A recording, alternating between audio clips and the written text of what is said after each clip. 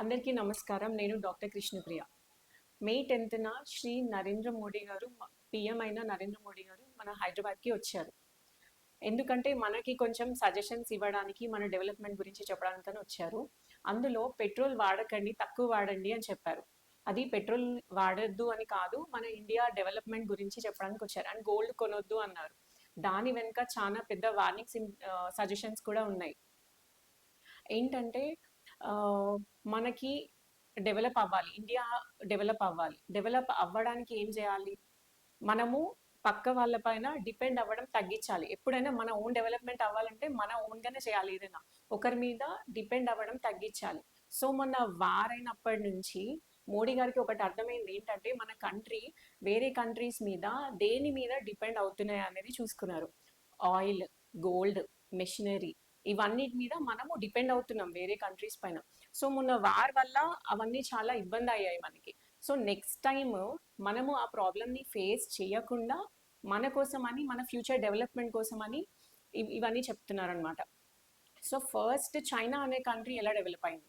Manufacturing improve చేసుకుంది. So దాన్ని base చేసుకొని మన ఇండియాని కూడా మ్యానుఫ్యాక్చరింగ్ అంటే గ్లోబల్గా మ్యానుఫ్యాక్చరింగ్ చేయాలి అనేది మోడీ గారి ఆశయం. సో అందులో మన రూల్ ఏంటి? మన తెలంగాణ, మన స్టేట్ రోల్ ఏంటంటే మనము textile industry through globally, textile industry నుంచి మనం గ్లోబల్గా వెళ్ళాలి. అంటే మనమే ప్రిపేర్ చేసుకొని టెక్స్టైల్ ఇండస్ట్రీ అనేది డెవలప్ చేసుకొని గ్లోబల్గా మనం వెళ్ళాలి. అలా టెక్స్టైల్ ఇండస్ట్రీస్ కానీ, మెషినరీస్ కానీ, అండ్ ఫుడ్ ప్రాసెసింగ్ కానీ, ఇవన్నీ మనం డెవలప్ చేసుకుంటే మన కంట్రీ కూడా డెవలప్ అవుతుంది అనమాట. సో ఇప్పుడు మనము మ్యానుఫ్యాక్చరింగ్ ఇంప్రూవ్ చేయాలి. మెయిన్ ఏంటి, మనకి ఎక్కువ ఫస్ట్ నుంచి ఉంది టెక్స్టైల్ ఇండస్ట్రీస్. సో టెక్స్టైల్ ఇండస్ట్రీస్లో మనం డెవలప్ అవ్వాలంటే ఫస్ట్ ఏం చెప్పారు? జహీరాబాద్లో పిఎం మిత్ర పార్క్ అని చెప్పారు. సో జహీరాబాద్లో ల్యాండ్ బాగుంది, అంటే ఇండస్ట్రీస్ డెవలప్, అదొక ఇండస్ట్రియల్ హబ్ చేయడానికి మంచి ప్లేస్ ఉంది కాబట్టి దాన్ని సెలెక్ట్ చేశారు. సో జహీరాబాద్, వరంగల్ నుంచి కాటన్ ఎక్కువ ఉంది అండ్ స్కిల్డ్ లేబర్ ఉన్నారు. సో జహీరాబాద్, వరంగల్ని లింకప్ చేసుకొని మన ఇండస్ట్రీ అనేది డెవలప్ చేద్దామని చూస్తున్నారు అనమాట. సో ఇప్పుడు కాటన్ని తీసుకొని ఇండస్ట్రీ లెవెల్లో దాన్ని క్లాత్ చేసి మనము ఎక్స్పోర్ట్ చేయాలి. సో ఇప్పుడు మనము ఇండస్ట్రీ లెవెల్ వరకు ఇక్కడ చేసుకుంటాము, ఇండస్ట్రీ లెవెల్ వరకు ఇక్కడ డెవలప్ అవుతుంది, చేస్తాం. దాన్ని ఎక్స్పోర్ట్ ఎలా చేయాలి? ఎక్స్పోర్ట్ చేయడానికి ఏం కావాలి? ట్రాన్స్పోర్ట్ కావాలి అండ్ రోడ్స్ బాగుండాలి. ఇప్పుడు మనకి ట్రాన్స్పోర్ట్ అంటే roads, railways, airport and roads, ఇవన్నీ బాగుండాలి. సో మనకి రైల్వేస్ కూడా ఇంప్రూవ్ చేద్దామని చెప్తున్నారు. Only infrastructure includes roads, railways and airports అనమాట. ఇప్పుడు సరే ఇండస్ట్రీ వరకు అక్కడ అయిపోయింది. జహీరాబాద్, వరంగల్ వరకు పెద్ద ఇండస్ట్రియల్ హబ్ ఒకటి పెడుతున్నాము, దాని నుంచి మనం అన్ని మ్యానుఫ్యాక్చర్ చేస్తాం, పంపించాలి. సో నెక్స్ట్ పంపించడానికి ఏంటి? ఇన్ఫ్రాస్ట్రక్చర్ కావాలి. సో ఆ ఇన్ఫ్రాస్ట్రక్చర్ని డెవలప్ చేయడానికి సమ్ 1,75,000 crores ఏవో పెడుతున్నారంట, ఓన్లీ ఇన్ఫ్రాస్ట్రక్చర్. అందులో రోడ్స్, రైల్వేస్, ఎయిర్పోర్ట్స్, ఇవన్నిటికీ ఫండింగ్ ఉందన్నమాట. సో ఇప్పుడు ఆ ఇన్ఫ్రాస్ట్రక్చర్ అనేది మనం డెవలప్ చేసుకుంటే, సరే గూడ్స్ అన్నీ అక్కడ ప్రిపేర్ చేసాం ఇండస్ట్రియల్ లెవెల్లో. ఇప్పుడు నెక్స్ట్ దాన్ని ట్రాన్స్పోర్ట్ చేయాలి. ఎలా ట్రాన్స్పోర్ట్ చేయాలి? రోడ్స్ అన్ని వైడన్ చేయాలి. ఇప్పుడు తెలంగాణ టు కర్ణాటక హైవే అనేది వైడన్ చేస్తున్నారు, ఎందుకంటే ఈజీ ట్రాన్స్పోర్ట్ కోసం అని. సో ఇన్ఫ్రాస్ట్రక్చర్ డెవలప్ చేసుకుంటే ట్రాన్స్పోర్ట్ వరకు మనకి ఈజీ అవుతుంది. మధ్యలో మల్కాపూర్ టెర్మినల్ లాజిస్టిక్స్ ఉంది కదా, అది కూడా డెవలప్ చేస్తున్నారు అనమాట. ఎందుకంటే గూడ్స్ని ట్రాన్స్పోర్ట్ చేయడానికి, లేకపోతే అక్కడ ఉంచడానికి, దీనికి కొన్ని టెర్మినల్స్ కావాలి. సో మల్కాపూర్ టెర్మినల్ అనమాట అది. నెక్స్ట్ ఇప్పుడు ఇన్ఫ్రాస్ట్రక్చర్ అంతా అయిపోయింది. నెక్స్ట్ ఎక్స్పోర్ట్ అవ్వాలి. ఎక్స్పోర్ట్ అవ్వాలంటే ఏం చేయాలి? ఇప్పుడు బయట నుంచి, వేరే కంట్రీస్ నుంచి రావాలి మన దగ్గర మనం చేసినవి తీసుకోవడానికి. ఎలా వస్తారు? వాళ్ళకి తెలియాలి. సో ఐసీటీని డెవలప్ చేయాలి అన్నారు. ఐసీటీ అంటే ఇన్ఫర్మేషన్ కమ్యూనికేషన్ టెక్నాలజీ అనమాట. అంటే మన నెట్వర్క్ కానీ, ఏంటి, పవర్ సప్లై, ఇవన్నీ బాగుండాలి. సో నెట్వర్క్ కానీ, పవర్ సప్లై కానీ, రోడ్స్, ఇన్ఫ్రాస్ట్రక్చర్, ఇవన్నీ బాగుంటే కంపెనీస్ ఆటోమేటిక్గా వేరే కంట్రీస్ నుంచి మన దగ్గరకు వచ్చి మన దగ్గర మనం తయారు చేసినవి తీసుకొని వెళ్తాయి అనమాట. సో ఇప్పుడు ఇన్ఫ్రాస్ట్రక్చర్ డెవలప్మెంట్ అయిపోయింది. ఇప్పుడు ఎక్స్పోర్ట్కి మనం ఐసీటీ కనుక ఇంప్రూవ్ చేసుకుంటే వాళ్ళకి తెలుస్తుంది మన ప్రోడక్ట్స్ ఏంటి, మనం ఎలా చేస్తున్నాం, అవన్నీ తెలిసి వాళ్ళు మన దగ్గర నుండి తీసుకుంటారు. సో ఇప్పుడు ఇండస్ట్రియల్ హబ్ అయింది, ఇన్ఫ్రాస్ట్రక్చర్ అయింది అండ్ ఐసీటీ పవర్ సప్లై ఇవన్నీ కూడా డెవలప్ అయ్యాయి.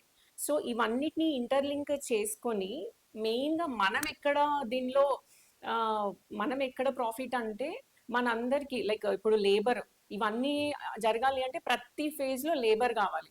సో ప్రతి దానిలో నెంబర్ ఆఫ్ జాబ్స్ వస్తాయి అన్నమాట. దీనివల్ల ఇండస్ట్రియల్ ఫేజ్లో ఇండస్ట్రియల్ జాబ్స్ ఉంటాయి, వేర్ హౌసెస్ జాబ్స్ ఉంటాయి. ప్రతి ఒక్క ఫేజ్లో మనకి జాబ్స్ అనేవి చాలా ఎక్కువ నెంబర్ ఇంక్రీజ్ అవుతున్నాయి.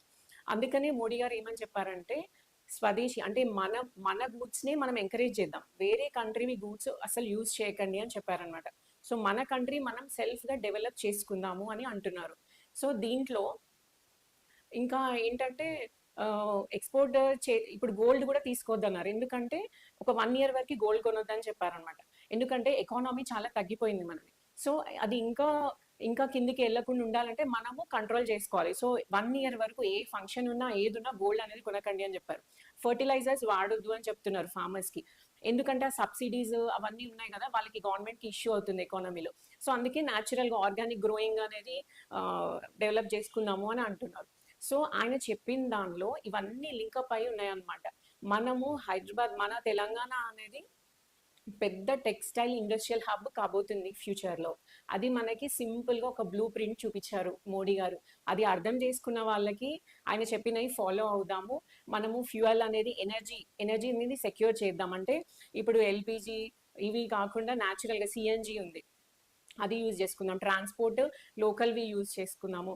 అండ్ గోల్డ్ ఎవరు తీసుకోకండి, వర్క్ ఫ్రమ్ హోమ్ చేయమని చెప్పారు. ఇంకా అలా మన కంట్రీ డెవలప్మెంట్ కోసము యాజ్ ఎ సిటిజన్స్గా మన బాధ్యత మనం నిర్వర్తిద్దాం. సో మీ అందరు కూడా మోడీ గారిని ఫాలో అయ్యి మన దేశ అభివృద్ధికి హెల్ప్ చేయాలని కోరుకుంటున్నాను. 2047లో వికసిత్ భారత్ అనేది ఖచ్చితంగా రావాలి. మోడీ గారి డ్రీమ్ అది. సో అందరం కలిసి ఆయన డ్రీమ్ కి మనం అందరం కలిసి కష్టపడి హెల్ప్ చేద్దాము. అండ్ ఇంకొక విషయం ఏంటంటే మన ఇండస్ట్రియల్ డెవలప్మెంట్ కోసము మనం ఎవరమైనా ఏదైనా మ్యానుఫ్యాక్చర్ చేయొచ్చు. దానికోసం PLI స్కీమ్ అంటే మనకి ప్రొడక్షన్ లింక్డ్ ఇన్సెంటివ్స్ అన్నమాట. ఇప్పుడు మనకి ఏదైనా స్టార్ట్ చేయాలి, ఏదైనా స్టార్ట్అప్ ఏదైనా మనము మ్యానుఫ్యాక్చర్ చేద్దాము అని అనుకుంటే ఈ స్కీమ్ ద్వారా మనము చేయొచ్చు. సో వెహికల్స్, మన ఓన్ వెహికల్స్, మొబైల్స్ కానీ ఏదైనా కూడా ఇండియాలో మనం ఓన్ గా మ్యానుఫ్యాక్చర్ చేసుకొని మనమే ఎక్స్పోర్ట్ చేద్దాం. సో దాట్ మనము గ్లోబల్ గా మనమే ఇంప్రూవ్ అవ్వచ్చు.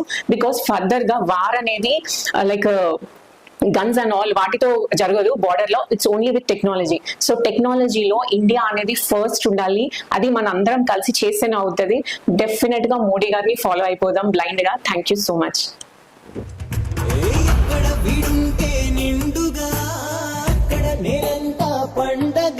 చుట్టుపక్కల చీకటి పెళ్ళగించగా అడుగేశాడంట కాచే దొరలాగా. మంటను ఒక్క తీరుగా లెక్క చెయ్యని శంకరయ్యగా ఉక్కు పంచగా ఊపిరి నిలిపాడురా మన దండ వీడే నికరంగా. సామి అంటే హామీ కనై ఉంటాడురా చివరంట.